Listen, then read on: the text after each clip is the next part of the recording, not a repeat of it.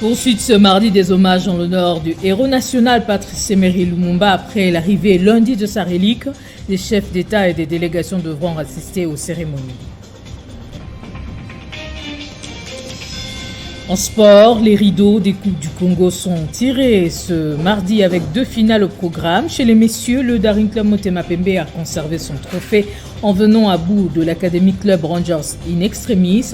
Chez les dames, le tout-puissant Mazembe a soulevé son premier sacre après avoir renversé le cercle sportif féminin Bikira au stade de Martyr. Détail dans ce journal.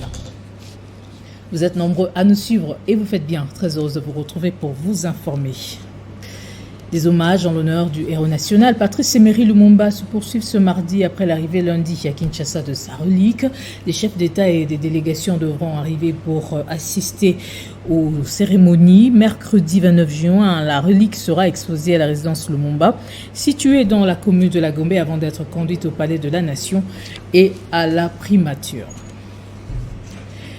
Quelle importance accorder à cet événement? Le gouverneur intérimaire du Maniema, Idrissa Mangala, qui était présent aux hommages du Palais du Peuple, parle d'un moment de souvenir qui permettra aux générations d'avoir désormais un lieu de recueillement pour leur héros. Les micros de Vanok Monipolé.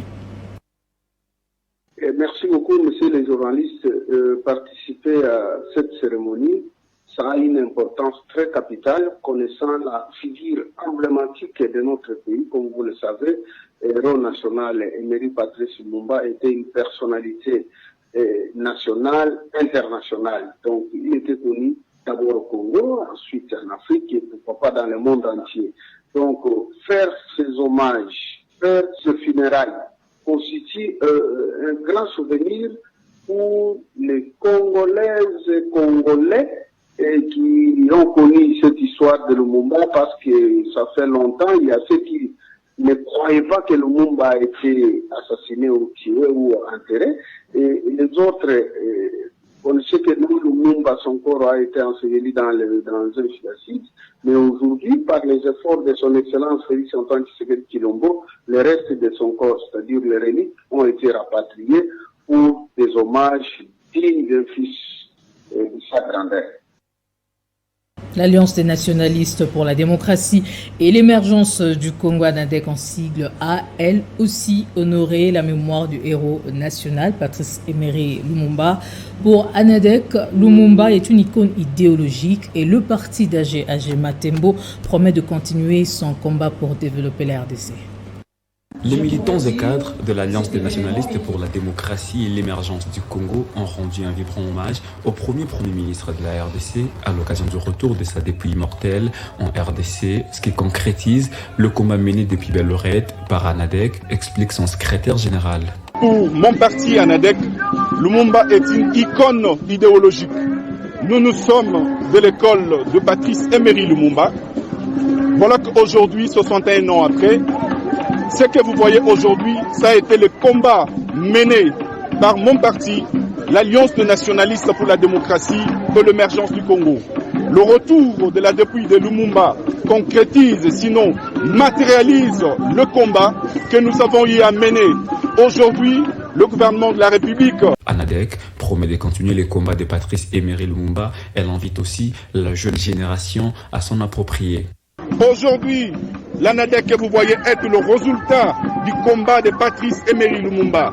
C'est lui qui s'est battu pour l'indépendance, pour la souveraineté de notre pays. J'invite à la jeune génération de s'inspirer de l'histoire de Lumumba, du combat de Lumumba, du courage de Lumumba, pour enfin donner le meilleur jour, l'émergence à ce Congo pour apporter le développement que Lumumba avait déjà rêvé. De retour au pays depuis le 22 juin dernier, les restes du corps de Patrice Emery Lumumba sera inhumé jeudi 30 juin à l'occasion de la journée de l'indépendance de la RDC.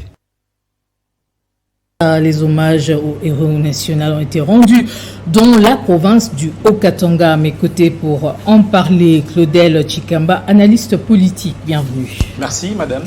Quelle est la particularité de l'hommage rendu au héros national Patrice Emery Lumumba dans le Haut-Katanga? Premier élément de la particularité, c'est que c'est à l'endroit où le héros national avait été lâchement assassiné par ses bourreaux. Et puis deuxième élément, c'est que Lubumbashi, on a noté comme donc d'abord une messe eucharistique, une messe qui a été célébrée. Et puis, bien entendu, il y avait également cette caravane motorisée, question de promener les corps, mais les reliques du héros national à travers la ville de Lubumbashi pour que les Louchois puissent bien sûr se remémorer de cet homme qui s'est battu pour l'indépendance de la République démocratique du Congo. Et donc le gouvernement provincial du Haut-Katanga, avec à sa tête le gouverneur Jacques Yabula Katoué, avait conscience de cet événement-là parce que vous savez que la vie culturelle ainsi que le tourisme figure sur pied de l'article 203 de la Constitution dans les compétences concurrentes entre le gouvernement central et le gouvernement provincial. Et donc le gouvernement provincial s'est investi énormément pour que non seulement que le site de Chilatembo à 55 km de Lubumbashi où Lumumba avait été tué soit prêté, mais aussi que l'hommage soit à la hauteur, bien sûr, des concerts avec les autorités nationales. À quoi va servir le mausolée construit pour ces hommages? Alors justement, le gouverneur du Haut-Katanga, Jacques Yabula, avec tout son gouvernement provincial, ont construit un mausolée parce qu'il y a 5 éléments majeurs qu'il faut valoriser sur le terrain. D'abord, premièrement, il y a cet arbre, n'est-ce pas, qui avait servi des poteaux d'exécution à Patrice Emery Lumumba. Il y a cet avion qui avait servi d'expédition pour faire arriver les 3 condamnés dans la ville de Lubumbashi. Mais il y a cette maison aussi où on avait gardé les condamnés avant d'aller les exécuter. Mais il y a également ces cuves supposées remplies d'acide où les corps des suppliciés avaient été dissous. Et donc, tous ces éléments-là vont servir à un lieu de pèlerinage, entre guillemets, un lieu de matériel didactique. Et selon le gouverneur de la province du Haut-Katanga, Jacques Yabula, il faudrait que les générations futures puissent venir s'inspirer sur cet endroit, sur le combat de Patrice Emery Lumumba. Et le gouvernement provincial du Haut-Katanga a construit un bâtiment moderne sur les lieux qui va servir certainement également de lieu de recueillement en mémoire du héros national Patrice Emery Lumumba, parce qu'il faudrait que les générations qui vont venir puissent s'inspirer de son sens de nationalisme, mais surtout son esprit révolutionnaire. Quel a été le message porté par le gouvernement provincial du Haut-Katanga à l'occasion? À l'occasion, le message qui a été porté par le gouvernement provincial du Haut-Katanga, à travers bien sûr le gouverneur Jacques Yabula, c'est celui d'abord de la résistance, de relever le front longtemps courbé, afin de pouvoir résister à l'impérialisme, mais surtout à pouvoir sauvegarder l'indépendance chèrement acquise, mais aussi à se battre pour la souveraineté de notre pays. Dans un contexte, vous savez, où notre pays aujourd'hui est agressé par ses voisins. Vous savez que le Premier ministre Jean-Michel Sama-Lukonde, déjà à Bruxelles, avait lancé un message fort, celui de la sauvegarde de l'intégrité territoriale. Ce message a été relayé à Lubumbashi par le gouverneur Jacques Yabula Katoué, qui a insisté pour que les Congolais vivant dans la province du Haut-Katanga puissent s'approprier ce message qui a été relayé également par le chef de l'État, Félix-Antoine Tshisekedi Tshilombo. Et donc, c'est un message de pouvoir lutter du nationalisme, mais surtout de pouvoir sauvegarder l'intégrité du territoire national. Merci Claudel Chikamba d'avoir répondu à nos questions. Je rappelle que vous êtes analyste politique. Merci madame. On va poursuivre ce journal pour prendre cette fois le soutien au FARDC sur instruction du secrétaire général du chef du parti Lumumba unifié Willy Makashi. Les jeunes nationalistes du Palu ont pris part à la marche de soutien au FARDC organisée par la Ligue des jeunes de l'Union sacrée. Ces jeunes se disent déterminés à barrer la route aux ennemis de la paix. Le parti lumumbiste unifié dit non à l'invasion du Rwanda sur le sol congolais et réaffirme son soutien indéfectible au FARDC et au commandant suprême, le chef de l'État Félix Tshisekedi. Sur instruction du secrétaire général chef du parti lumumbiste unifié, le professeur Willy Makashi, des milliers de jeunes nationalistes du Palu sont descendus dans les rues de Kinshasa pour prendre part à la grande marche de la Ligue des jeunes de l'Union sacrée qui soutient les vaillants combattants qui sont au front pour préserver l'intégrité territoriale. Nous avions décidé aujourd'hui de marcher pour montrer aux autorités de la République et que la jeunesse est derrière les institutions de la République et derrière les FARDC qui sont au front. Tout ça pourquoi? Parce que nous voulons démontrer à la face du monde que la République démocratique du Congo reste indivisible. Nous demandons à toute la jeunesse, partout où ils se retrouvent, de ne pas être manipulés par des hommes inconscients, par des hommes sans cœur, qui utilisent la jeunesse pour détruire la patrie. Cette grande marche est partie de la place échangeur jusqu'au palais du peuple où un mémo a été déposé. Dans ce document, les jeunes de l'Union sacrée ont exprimé le vœu de rencontrer le chef de l'État pour lui proposer de nouvelles stratégies afin de mettre fin à la guerre à l'est de la RDC. Viva, viva, Après leur formation et transformation au sein du service national, d'autres jeunes désœuvrés devenus bâtisseurs se sont déployés sur terrain dans la mission de bâtir l'RDC. Ils se sont engagés dans la construction des infrastructures scolaires et hospitalières dans le village Mopompa, village du chef de l'État, en guise de reconnaissance de ce qu'il a fait d'eux. Parmi ces ouvrages, une école qui doit ouvrir ses portes d'ici le mois d'août pour accueillir les écoliers l'année prochaine. Détail avec Jean-Marie Kezambou sur place. Ils étaient l'autre fois abandonnés à leur propre sort à Kinshasa, vomis par la société.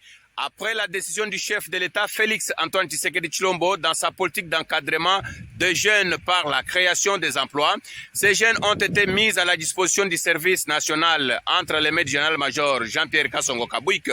Après 2 ans de formation et transformation, ils sont devenus des agents de l'État au sein du service national où ils sont payés chaque mois.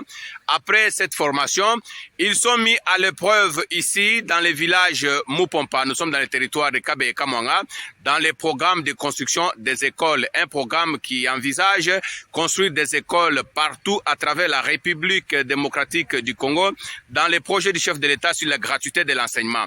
Ces jeunes sont en train de construire cette école pour montrer au visage du monde de quoi ils sont devenus capables. Et après la construction de cette école, ils vont la meubler avec des meubles fabriqués à Kanyamaka se séparent eux-mêmes. Parmi ces meubles, il y a des tableaux, il y a des bancs, il y a des chaises, il y a des armoires, il y a tant d'autres meubles qui sont utiles pour une école, une bonne école alors. Et après cette école, ils vont se livrer à construire des hôpitaux selon leurs capacités après leur formation. Jean-Marie Kezambou, Télé 50. Merci beaucoup. Poursuite ce 28 juin des travaux en atelier du Forum sur les infrastructures de transport en RDC, ouvert lundi par le ministre d'État en charge des infrastructures Alexis Zaro. Ce forum a été organisé par la structure RDC Stratégie qui est un laboratoire d'idées. C'est sous le thème Infrastructure des transports en RDC, contribution à la relance économique, enjeux et perspectives que les travaux du Forum sur les infrastructures se sont poursuivis ce mardi au Pullman Hotel de Kinshasa. La deuxième journée est consacrée aux ateliers. Aux ateliers en fait qui réunissent les experts dans les domaines pour réfléchir sur des solutions stratégiques. La première chose c'est de mieux cerner la problématique en fait de chaque secteur et de voir quelles sont les solutions idoines que nous pouvons aujourd'hui recommander à l'autorité pour arriver en fait à pouvoir moderniser nos infrastructures. Les différents participants aux travaux en atelier proposent déjà leurs recommandations. Nous avons de notre participation pour que les contrôles soient redynamisés en République démocratique du Congo. Donc, en sorte que tous les travaux, toutes les infrastructures qu'on va réaliser dans les pays soient contrôlés, suivis pour que nous puissions trouver les résultats satisfaisants. Cette deuxième journée a également connu plusieurs interventions, dont celle de la BAD qui a porté sur la maturation des projets et un panel qui a réuni les différents experts internationaux, notamment Gautren d'Afrique du Sud. Obtenir les informations pour l'investissement dans le secteur minier, c'est la finalité de l'échange qu'a eu le vice-ministre des Mines Godard Motemona et le ministre d'État du gouvernement fédéral de Belgique, André Flao. Ce dernier est à la tête d'une délégation d'un consortium d'investisseurs internationaux. Avant de conférer avec l'Assemblée, le vice-ministre congolais de Mines Godard Motemona et le ministre d'État belge André Flao s'y sont entretenus à huis clos. Pour André Flao, cette rencontre s'inscrit dans le cadre de la suite de la visite du roi Philippe au Congo et de la redynamisation de relations entre Kinshasa et Bruxelles. Pour y parvenir, il était important pour le président honoraire du Parlement fédéral de la Belgique, de recueillir les perspectives et les préoccupations du ministère des Mines. La démarche est aussi de repartir concrètement pour redynamiser, rebooster, si vous voulez, des coopérations qui existaient, des partenariats qui existaient, en faisant le point sur la situation et en recherchant concrètement si des opportunités peuvent se créer, notamment dans le domaine des mines, dans le domaine des industries, dans le domaine de la défense. On demande aux acteurs ici quelles sont leurs préoccupations et quelles sont les perspectives, qu'est-ce qu'ils souhaiteraient quelque part. Parce qu'une expression des besoins, c'est important lorsque l'on commence un partenariat. Avant d'entamer certaines choses, il faut savoir ce dont on dispose. Et donc, géologiquement, pour parler de l'aspect des mines, il faut avoir une cartographie. Et là, il y a peut-être encore des éléments de cartographie qui se trouvent en Belgique et qui pourront permettre d'accélérer le processus. Au cours de la réunion, Godard Motemona. On va prendre cette déclaration du Bureau exécutif national du SINAMED relative à l'exécution de l'accord du 3 août 2021 et aux travaux en atelier résidentiel de Bibois qui n'ont pas atteint leurs objectifs majeurs. Le Bureau déplore en outre le fait que les médecins, en tant que héros de la vie, ne bénéficient d'aucun acte de reconnaissance de la part de l'État congolais. Le Bureau exécutif national voudrait également dire à la face du monde que les médecins de la République démocratique du Congo font face chaque jour à des agressions sous forme d'épidémies de toutes sortes et même dernièrement à la pandémie de Covid-19. Pendant cette dernière maladie, la communauté médicale a perdu dans ses rangs près de 200 médecins dont les familles sont et restent abandonnées par l'État congolais. Aucune gratitude, aucun acte de reconnaissance n'a été posé à l'endroit de leurs familles restées dans un dénuement total. Pour rappel, le 3 août 2021, suite à un mouvement de grève observé par les médecins des services publics de l'État, revendiquant les meilleures conditions de vie et de travail, spécialement la sécurisation de leur carrière en tant que fonctionnaires de l'État, le gouvernement de la République démocratique du Congo, devant la nation et l'histoire, avait signé un accord avec le banc syndical des médecins. Le gouvernement de la République démocratique du Congo se présentait comme étant digne de confiance car prenant nouvellement les manettes des affaires de l'État. Le gouvernement de la République vient de remettre en question l'engagement pris dans l'accord du 3 août 2021 de payer les indemnités de transport et de logement pourtant censées être payées au cours de l'exercice budgétaire 2000.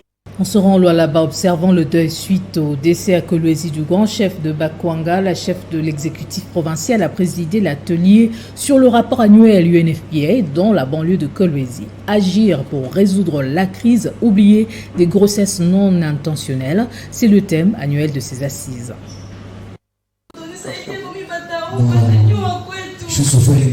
C'est au moyen de ce drame éducatif que s'est déroulé le lancement du rapport sur l'état de la population mondiale 2022 à l'hôtel-restaurant Campi Aboma, près de la ville de Kolwezi, dans le territoire de Moutchat. Comprendre l'imperceptible, agir pour résoudre la crise oubliée des grossesses non intentionnelles, tel est le thème de ces assises. Prenant la parole en premier, le représentant résident du Fonds des Nations Unies pour la population UNFPA a, avant de signifier que chaque année, à l'échelle mondiale, presque 50% des grossesses sont non désirées, soit 120 millions de grossesses par an. Plaider pour la réduction des inégalités des sexes et assurer l'autonomisation des femmes.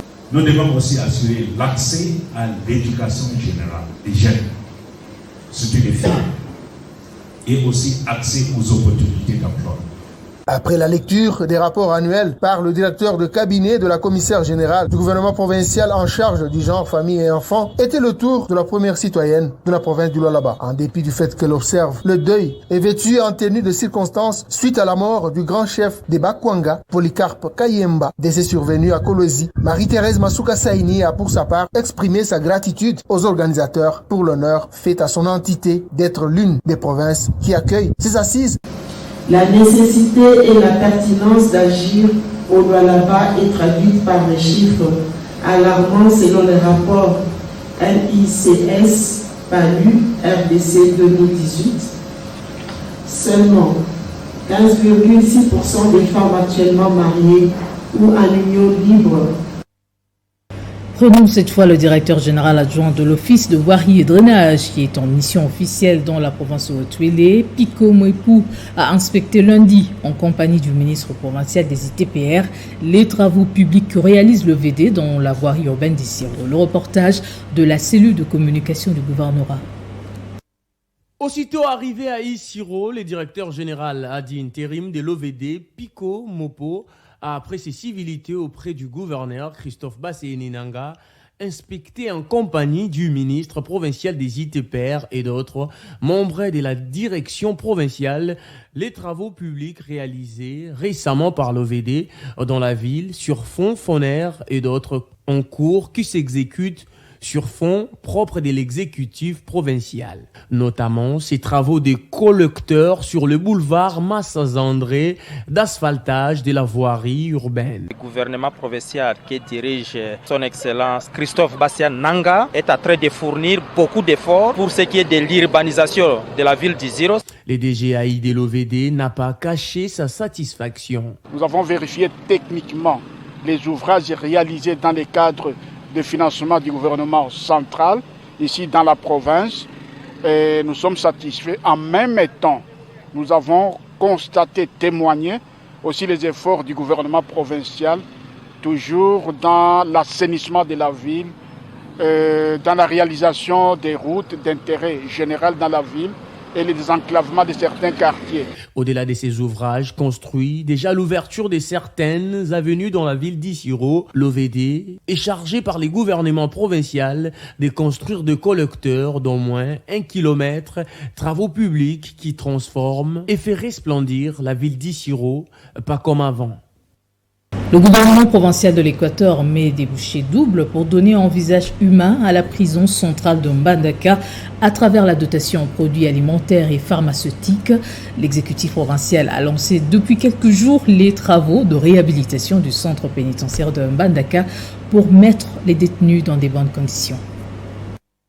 Longtemps placée dans les oubliettes, la prison centrale de Mbandaka est de plus en plus humanisée grâce à l'implication personnelle du gouverneur Bobo Boloko. Récemment, le gouvernement provincial a doté aux prisonniers un lot de vareuses pour les distinguer des visiteurs et tierces personnes lors des procès. À cela s'ajoutent des produits alimentaires et pharmaceutiques, question d'assurer la survie des détenus face aux diverses maladies, ceci en respect des principes universels des droits de l'homme. Des sacs de riz, des haricots, poissons fumés, ainsi que les ustensiles de la cuisine ont été mis à la disposition de la prison pour prévenir tout cas de malnutrition. Le gouvernement a disposé aussi un lot important de sacs de ciment et de barres de fer pour accélérer les travaux de réhabilitation de cette maison carcérale. Pour couronner le tout, il a placé des lampadaires solaires sur le mur de la prison pour bien sécuriser les détenus. Le sénateur Mabaya séjourne dans le Kwilu, précisément dans la ville de Bandundu. Objectif, sensibiliser les fils et filles de la province sur la loi électorale récemment adoptée à l'Assemblée nationale. Je vous propose de suivre cet élément réalisé par notre correspondant Dadouikiom. Nous sommes à l'aéroport national de Bandundu. Cet appareil volant qui atterrit amène un géant de la province du Kwilu et c'est donc le sénateur Jean-Philbert Mabaya qui, à la seconde, se baigne dans une foule vertigineuse qui était à son attente. Obligé de faire le pied sur demande de la population venue de tous les coins et recoins de la ville, avec comme direction la tribune du Kaonatra, mais chemin faisant, se plisse le chef de l'État, Félix-Antoine Tshisekedi Tshilombo, qui était en honneur. Au point de chute de ses longs trajets, le sénateur Philbert Mabaya, dans son speech devant la population, a sensibilisé celle-ci en langue locale sur la loi électorale, les soutiens au chef de l'État et aux compatriotes de l'Est du pays, victimes des affres de la guerre. Avant de continuer, tout le monde a vu mambo ya lotarabwa na beto. Mambo ya nundi. Mambo ya kuluta nundi.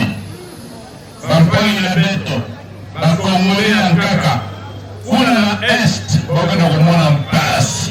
C'est en sollicitant l'intervention divine pour le pays et une adhésion massive à son parti CDCR pour une victoire de Félix-Antoine Tshisekedi Tshilombo en 2023 que tout a été bouclé sous une ambiance détail, mais aussi avec une note de satisfaction du côté du président fédéral ville de Bandundu de la CDCR, Monsieur Willy Kasongo. Non, c'est la fête, c'est la fête.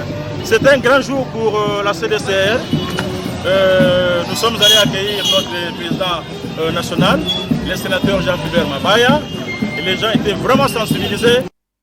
En sport, les rideaux de Coupe du Congo sont tirés ce mardi avec 2 finales au programme. Tenez, chez les messieurs, le Daring Club Motema Pembe a conservé son trophée en venant à bout de l'Academy Club Rangers in extremis. Le club vert et blanc de Kinshasa va représenter la RDC à la Coupe de la Confédération avec le FC Saint-Éloi Lupopo qui a fini en 3e position à l'issue de la phase allée de la Vodacom League 1. Chez les dames, le tout-puissant Mazembe de Lubumbashi a soulevé son premier sacre après avoir renversé le cercle sportif féminin à Bikira au stade de Martia. C'est ce mercredi que la Miss Indépendance 2022 sera connue à l'issue du concours qui sera organisé à Kinshasa. L'organisatrice de l'événement, Véronique Kachala, a fixé l'opinion quant à ce. Tous les ingrédients sont déjà réunis pour l'organisation de la Miss Indépendante RDC 2022. Dans un point de presse organisé lundi à Kinshasa, Véronique Kachala a fixé l'opinion sur le contour de cette activité. Qu'il pleuve ou neige, même si ici il ne neige pas, l'événement va avoir lieu. Il n'y a rien qui va empêcher ça maintenant. Rien. Pour rien au monde, rien va empêcher l'événement. Donc le 29 juin à 19h, on sera déjà ici en train de festoyer le jeune dame. Devant les chevaliers de la plume, la présidente de Miss Indépendante 2022 a embrayé aussi sur les récompenses de la Miss qui sera élue. La culture, c'est ça qu'elle doit défendre. Ça sera notre Miss Indépendance qui sera là pour défendre ça, pour faire valoriser notre beau pays, la RDC. Il y a 2 voyages en jeu, en Afrique du Sud et en Australie. Il y a beaucoup de cadeaux, il y a des partenaires qui ont déjà mis beaucoup de cadeaux. Il y a la maison Lina, il y a Yves Rocher, il y a la fondation Ouidal, il y a Royal Events qui nous reçoit ici tous les jours, là où nous sommes. Alors nous avons déjà beaucoup de cadeaux, mais il y a des grands cadeaux qui restent un secret jusqu'au jour J. Les Miss de toutes les provinces sont déjà à Kinshasa et le rendez-vous est donc pris pour ce mercredi à Royal Event au restaurant 19 à partir des 19h. Là, son rappel des titres. Poursuite ce mardi des hommages en l'honneur du héros national Patrice Emery Lumumba après l'arrivée lundi de sa relique. Les chefs d'État et des délégations devront assister aux cérémonies. En sport, les rideaux de Coupe du Congo sont tirés ce mardi avec 2 finales au programme. Chez les messieurs, le Daring Club Motema Pembe a conservé son trophée en venant à bout de l'Académie Club Rangers in extremis. Et chez les dames, le tout-puissant Mazembe a soulevé son premier sacre après avoir renversé le cercle sportif féminin Bikira au stade de Martyr. Voilà qui met fin à ce journal. Merci de votre attention exigeante. Excellente suite de nos programmes. Prenez soin de vous.